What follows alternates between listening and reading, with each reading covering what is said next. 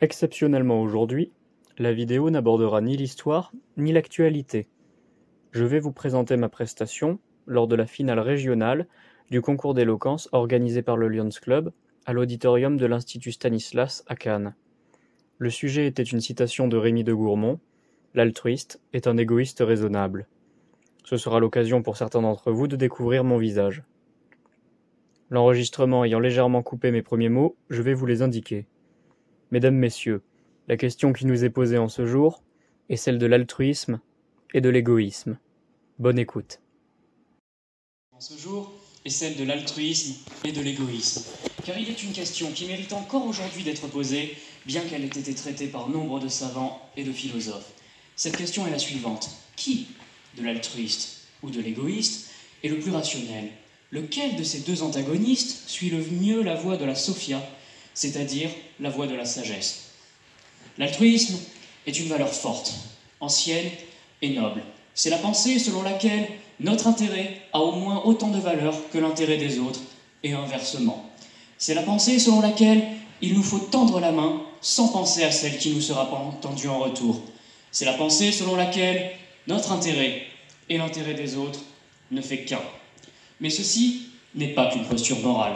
Non, ceci n'est pas qu'une posture morale, car il s'agit d'une stratégie gagnante, y compris pour l'accomplissement de notre intérêt personnel et de notre intérêt égoïste, puisque l'altruiste peut compter sur le nombre. Car je vous le dis, il n'est de réaliste plus radical, de sceptique plus effréné, de parieur plus rationnel, de cartésien plus redoutable que celui qui tend sa main avant de songer à celle qui lui sera tendue en retour, et je m'en vais vous le démontrer. Considérez la force qu'apporte le nombre, considérez la puissance qu'apporte le groupe. Nous savons tous que le nombre fait la force, et l'altruiste le sait encore mieux que les autres. Considérons quelques exemples. Le plus grand des hommes n'est rien face à l'intégralité de ses semblables. Le plus grand général n'est rien sans ses vaillantes légions.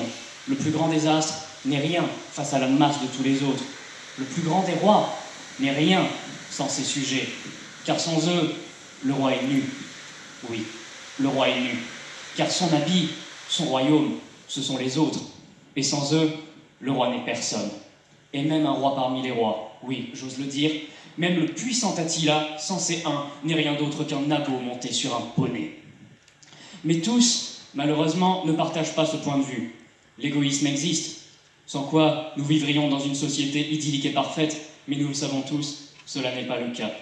Et de ce fait, il nous faut aborder le point de vue opposé. Il nous faut, à présent, aborder la face immergée de l'iceberg, entrer dans les abîmes de l'esprit humain et dans ce que Freud nomme pudiquement le ça. Mais qu'est-ce que l'égoïsme? L'égoïsme, c'est la religion du moi. C'est la croyance selon laquelle notre intérêt est intrinsèquement supérieur à l'intérêt de tous les autres. C'est la pensée selon laquelle le je est supérieur au tu, au il, au vous, mais selon laquelle il est surtout supérieur au nous. C'est la pensée selon laquelle l'intérêt individuel et l'intérêt collectif sont antagonistes. L'égoïsme est généralement considéré comme un vice moral, comme un problème qu'il faut combattre dans la société, qui est antagonisme, qui est un antagonisme, qui est antithétique même avec l'idée que nous nous faisons de la vie en société. Mais pourtant, l'égoïsme n'est-il pas le moteur de la société? L'égoïsme n'est-il pas même la chose qui a créé la société? Question rhétorique, vous vous en doutez. Aristote nous enseigne que la société, incarnée par l'État, n'existe en réalité que pour satisfaire nos intérêts égoïstes. Notre intérêt égoïste étant, dans son cas, d'éviter la guerre de tous contre tous, puisque la guerre de tous contre tous, du point de vue de l'égoïsme, c'est la guerre de tous contre moi. Une guerre que l'égoïste est absolument certain de perdre. De ce fait, nous sentons notre estomac, et non celui de nos voisins. Il est de ce fait parfaitement naturel et absolument humain de souhaiter que la société nous protège avant de souhaiter qu'elle ne protège les autres. Et donc, la société est mise en place, non pas pour aider les autres, mais pour satisfaire notre intérêt égoïste. Et il en va de même pour des aspects même moins philosophiques et portés sur des doctrines économiques. Adam Smith nous enseigne par exemple, de par son ouvrage La main invisible et de par sa théorie du ruissellement, qu'en réalité, chaque action que nous mettons en place de manière apparemment altruiste, qu'elle soit économique ou non d'ailleurs, ne sert en réalité que notre strict intérêt personnel. Prenons l'exemple du boulanger. Pensez-vous qu'il soit motivé à l'idée de vous savoir satisfait? Uniquement à l'idée de vous savoir satisfait? Bien sûr que non. Pourquoi le boulanger est-il motivé? Car il sait que lorsque votre intérêt égoïste sera satisfait, en étant satisfait de sa baguette, le sien le sera également. Car une fois satisfait, vous reviendrez lui en acheter une nouvelle. Et il en va de même pour différents autres corps de métier. Le comptable veillant à la justesse de ses comptes, l'artisan à la qualité de ses pièces, le policier au respect de l'ordre public, et même l'artiste à la magnificence de ses œuvres. Ne sont-ils pas tous, au moins en partie, motivés par l'intérêt personnel? Encore une fois, question rhétorique, vous vous en doutez. J'ai cependant précisé en partie, car j'anticipe une objection à mon discours. Ces gens-là ne sont-ils pas motivés par la beauté de la chose, par l'amour qu'ils ont de leur métier, par la beauté d'un travail correctement accompli? Si, mais c'est précisément pour cette raison qu'il nous faut aborder un dernier intellectuel. Le biologiste anglais William Donald Hamilton nous enseigne que l'image que nous avons de nous-mêmes, c'est notre intérêt personnel, et de ce fait, l'altruisme n'existe pas. L'altruisme n'existe pas car il ne peut y avoir d'altruisme, il n'y a que l'illusion de l'altruisme. Prenons un exemple. Lorsque nous nous apprêtons à donner une pièce à un sans-abri, est-ce que nous lui donnons vraiment? Non. Car en réalité, nous attendons quelque chose en retour.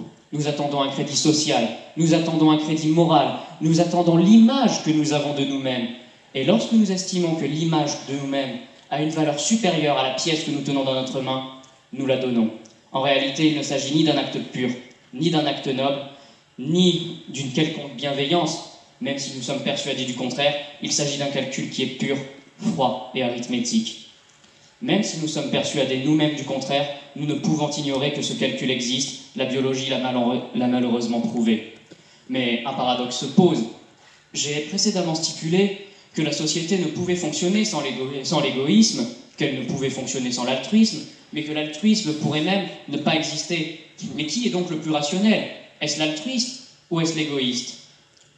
La réponse à ce compromis, la réponse se situe justement dans le compromis. Et ce compromis, ce sont les autres. Ce sont les autres, car comme nous l'avions précédemment expliqué, l'altruiste s'appuiera sur le nombre. Et c'est pour cette raison, c'est parce qu'il s'appuie sur le nombre, que l'altruiste sera plus efficace que l'égoïste, y compris à la réalisation de ses intérêts personnels. Lorsque l'altruiste sera confronté aux tempêtes traversées dans la vie, la famille Le Quesnoy peut en témoigner, elle n'est pas un long fleuve tranquille, il pourra s'appuyer sur les autres. Tandis que l'égoïste, lui, sera un homme seul.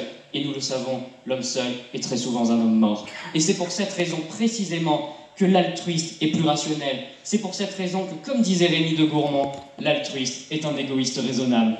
Et je conclurai avec ceci, soyons fiers d'être altruistes, c'est dans notre intérêt, soyons fiers d'être égoïstes, tant que cela peut aider les autres. Je vous remercie. Merci beaucoup, Olivier. Le temps est resté. J'ai obtenu le 3e prix et suis à présent impatient de retenter l'aventure l'année prochaine. Mais en attendant, je vous invite à faire une capture d'écran de ce QR code et à le diffuser autour de vous. Chaque fois que vous souhaitez faire découvrir la chaîne à un ami ou à un proche, il n'aura qu'à le flasher pour se trouver directement sur ma page d'accueil. Comme d'habitude, je vous invite à aimer, commenter et à partager cette vidéo autour de vous. Pour les passionnés d'histoire, ne vous impatientez pas. 2 vidéos sont en préparation et de nouveaux mythes seront bientôt débunkés. À très bientôt.